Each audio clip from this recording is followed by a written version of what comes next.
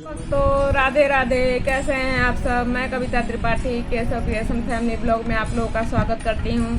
I hope आप सब अच्छे होंगे, मैं भी अच्छी हूँ। आज मैं आप लोगों को बताऊंगी कि जब हमारे घर में लड्डू गोपाल हैं या हम लाने की सोच रहे हैं तो उनसे जुड़े कुछ नियम होते हैं। चलिए वो नियम मैं आप लोगों को बताती हूँ, मतलब जितना मैं जानती हूँ। तो सबसे पहले तो अगर आप लाने की सोच रहे हैं उनको लड्डू गोपाल को, तो देखिए वैसे तो हमें किसी भी एकादशी पर ले आएँ, जन्माष्टमी पर ले आएँ, दीपावली के दिन ले आएँ, लाने का मतलब इन दिनों में भी ला सकते हैं इस तिथियों पे। लेकिन वैसे बाल गोपाल अपने भगवान को लाने का कोई सही टाइम नहीं होता है, हर टाइम सही होता है, तो आप कभी भी उनको ला सकते हैं।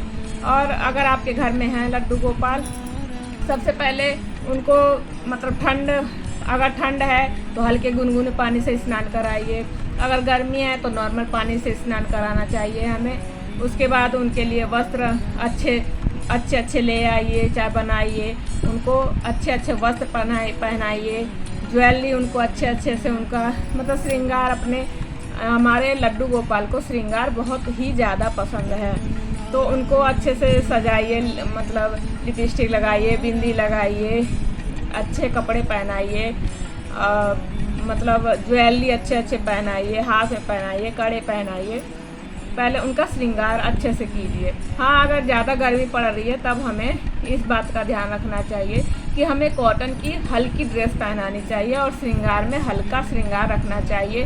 हो सकता है ज़्यादा अगर गर्मी पड़े तो आप विग ना लगाइए उनके सर पे, केवल ऐसे ही रखिए नॉर्मल। जैसे हम गर्मी में अच्छे मतलब हैवी वस्त्र नहीं पहनते हैं, कपड़े नहीं पहनते, ऐसे सेम उनके लिए भी ऐसे हमें रखना चाहिए।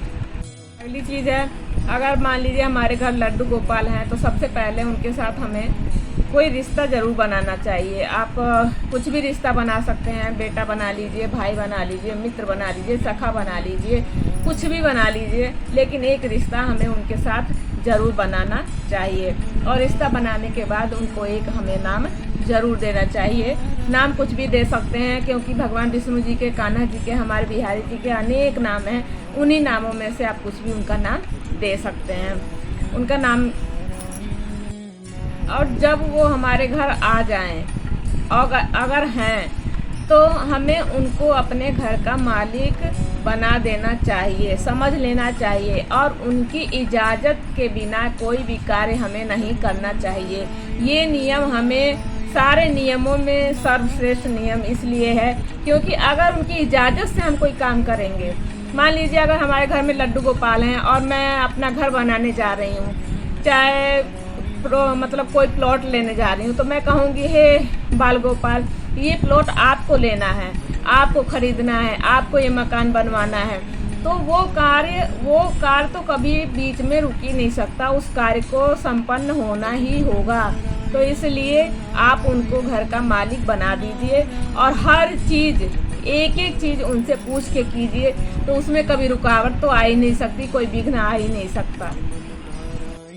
उसके बाद अगली चीज़ है, अगर हम घर से जैसे बाहर जाते हैं घूमने, अगर वो घर पे रहते हैं तो अधिक मतलब अगर ज़्यादा दिन के लिए जाना होता है, 1-2 दिन 4 दिन के लिए, तो हम घर मतलब उनको साथ लेके जाते हैं, तो उनको समय समय पर घुमाते भी रहना चाहिए, क्योंकि वो बाल स्वरूप हैं, तो उनको घुमाना भी, जैसे बच्चों को पसंद होता है घूमना फिरना, ऐसे उनको भी घूमने की व्यवस्था हमें करनी चाहिए। और समय समय पर उनके लिए खिलौने लाने चाहिए, खाने की वस्तुएं लाने चाहिए, मिठाई, फल, ये सब उनको देना चाहिए। जैसे हम बच्चों को, जैसे बच्चे हम कहीं जाते हैं घूमने तो उनके लिए खिलौने लाते हैं, तो ऐसे उनके लिए भी हमें खिलौने लाने चाहिए।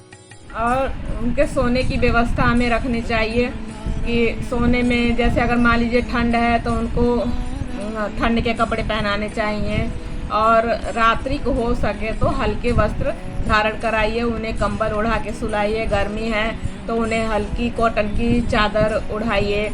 उनके मच्छरदानी की, गर्मी है तो मच्छरदानी की व्यवस्था करिए, कूलर की व्यवस्था करिए। अगर ये सब आप नहीं कर सकते तो जिस कमरे में आप सोते हैं उस कमरे में उनके सोने की व्यवस्था कीजिए।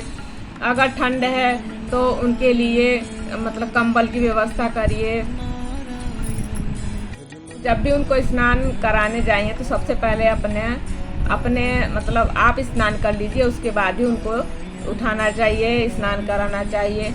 और कम से कम इतना नियम बना लीजिए कि उनको 4 टाइम का भोजन, 4 टाइम का भोग जरूर लगाना चाहिए, कम से कम।